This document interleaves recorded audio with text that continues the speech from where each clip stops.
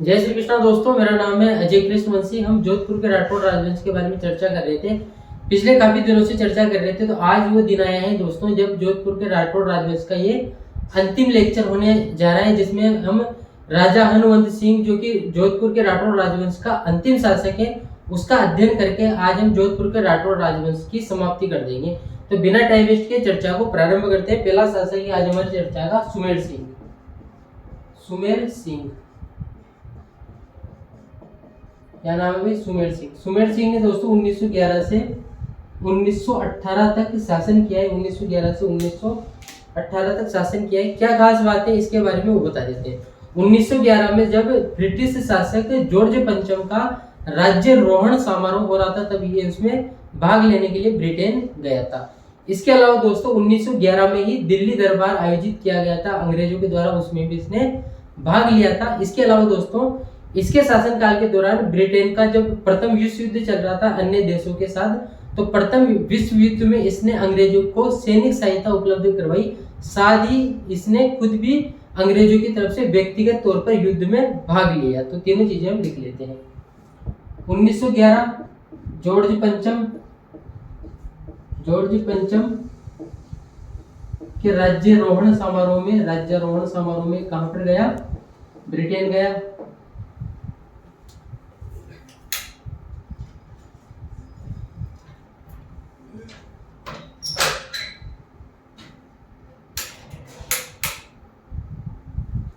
उन्नीस 1911 में दोस्तों जॉर्ज पंचम के राज्यारोहण समारोह में कहां पर गया? ब्रिटेन गया। इसके अलावा इसने 1911 में ही दिल्ली दरबार में भाग लिया। साथ ही इसने प्रथम विश्व युद्ध, फर्स्ट वर्ल्ड वार प्रथम विश्व युद्ध में अंग्रेजों की सैनिक सहायता की, साथ ही खुद भी युद्ध के मैदान में अंग्रेजों की तरफ से लड़ने के लिए गया। इस हद तक का यह अंग्रेजों का क्या था? भक्त था, ये कुल मिला के कह सकते हैं। अब हम दूसरे शासक की चर्चा कर रहे हैं दोस्तों, जिसका नाम है उमेद सिंह। क्या नाम है भाई? उमेद सिंह।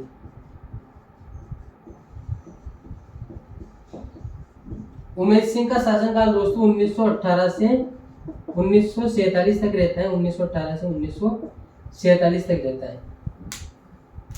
उमेद सिंह के द्वारा दोस्तों 18 नवंबर 1929 को जोधपुर में एक पहाड़ी होती है जिसका नाम है चित्तर पहाड़ी। उस चित्तर पहाड़ी पर चित्तर पैलेस का निर्माण करवाया जाता है, जिसे वर्तमान में क्या कहा जाता है? उमेद भवन पैलेस या फिर उमेद पैलेस के नाम से जाना जाता है। लिख लेते हैं। 28 नवंबर 1929 को किसका निर्माण करवाया गया? इसके द्वारा चित्तर पहाड़ी पर चित्तर पैलेस का निर्माण करवाया गया। इसकी नींव रखी गई थी, थोड़े समय बाद में बनकर तैयार हो गया था। इसे वर्तमान में क्या कहा जाता है दोस्तों? उमेद भवन पैलेस, उमेद पैलेस या फिर उमेद भवन पैलेस के नाम से जाना जाता है। दोस्तों उमेद सिंह का जो शासन काल था वह समय मारवाड़ की राजनीति का तथा यहाँ की जो जन आंदोलन हो रहे थे उनका भी सक्रांति काल था। यानी कि इसके शासनकाल के दौरान मारवाड़ में प्रजामंडल आंदोलन तथा किसान आंदोलन लगातार घटित हो रहे थे और प्रमुखता के साथ घटित हो रहे थे। लेकिन दोस्तों उमेद सिंह के द्वारा उन किसान आंदोलन तथा प्रजामंडल आंदोलनों को बिल्कुल भी बर्दाश्त नहीं किया गया तथा इसके द्वारा उन जन आंदोलनों को बलपूर्वक शक्ति के द्वारा दमन करने का पूरा प्रयास किया गया था। ये जानकारी भी लिख लेते हैं। इसने जो मारवाड़ क्षेत्र में जन आंदोलन घटित हो रहे थे दोस्तों, उनको बलपूर्वक दबाने का प्रयास किया। बलपूर्वक क्या किया इसने? दबाने का इसके द्वारा प्रयास किया गया।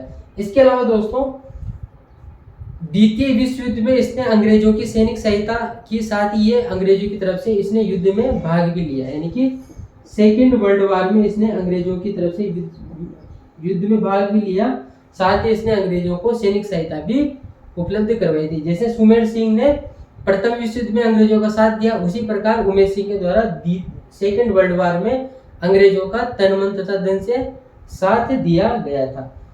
इसके अलावा दोस्तों गोलमेज सम्मेलन, ब्रिटेन में 3 गोलमेज सम्मेलन हुए थे। उन गोलमेज सम्मेलन में इसने मारवाड़ के प्रतिनिधि के तौर पर JW यंग को भेजा था।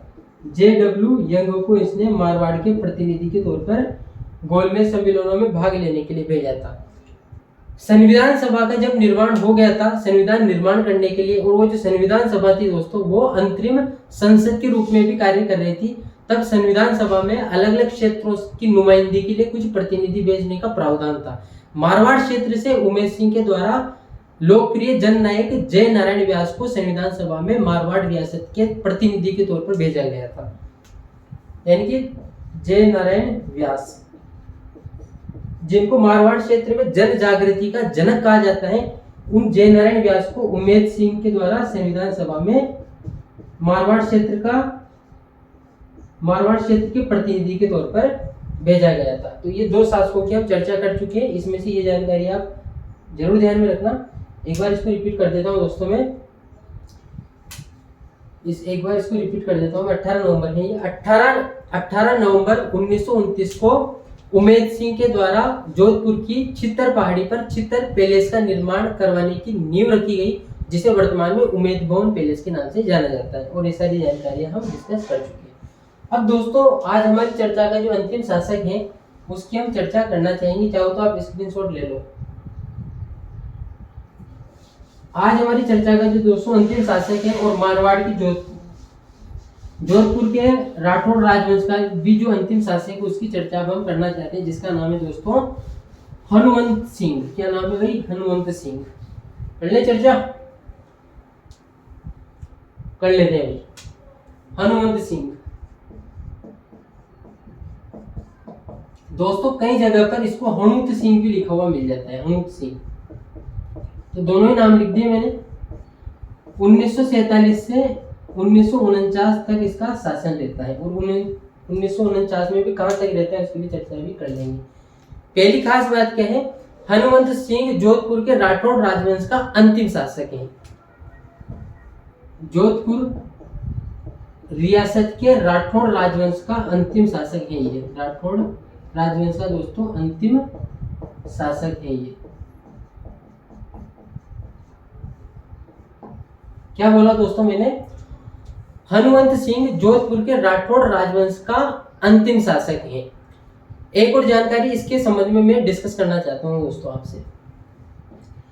होता है क्या है दोस्तों, भोपाल का नवाब है, भोपाल नवाब के साथ इसकी मुलाकातें होती हैं, भोपाल नवाब के साथ इसकी मुलाकातें होती हैं, किसकी? हनुमंत सिंह की। भोपाल नवाब के साथ हनुमंत सिंह की मुलाकातें होती हैं, और भोपाल नवाब के साथ ये एक षड्यंत्र रचता है और जिन्ना से मुलाकातें करता है, और इस उन्हीं मुलाकातों में ये बात निकल कर आती है कि ये चाहता था कि जोधपुर रियासत किसी भी तरीके से पाकिस्तान में सम्मिलित हो जाए। यानी कि हम कह सकते हैं दोस्तों कि हनुमंत सिंह की अंदर से ये इच्छा थी, और इसी वजह से ये जिन्ना तथा भोपाल के नवाब से मिल रहा था कि ये जोधपुर रियासत को पाकिस्तान का हिस्सा बनाना चाहता था। लेकिन दोस्तों इस षड्यंत्र का भंडाफोड़ कर दिया जाता है सुमनेश जोशी के द्वारा। सुमनेश जोशी जो कि रियासती समाचार पत्र निकालते थे, रियासती समाचार पत्र का संपादन करते थे।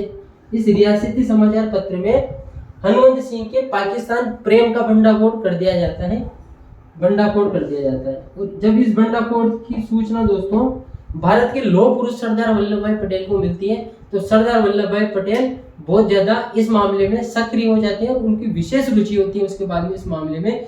सरदार वल्लभ भाई पटेल के दखल के बाद दोस्तों हम सबको जानकारी है कि 30 मार्च 1949 को जोधपुर रियासत का राजस्थान एकीकरण के चौथे चरण यानी कि व्रत राजस्थान में विलय हो जाता है। यहाँ तक जानकारियां हम साझा कर चुके हैं आपके साथ। क्या बोला मैंने? एक बार फिर से इसको रिपीट कर देते हैं हम। जोधपुर रियासत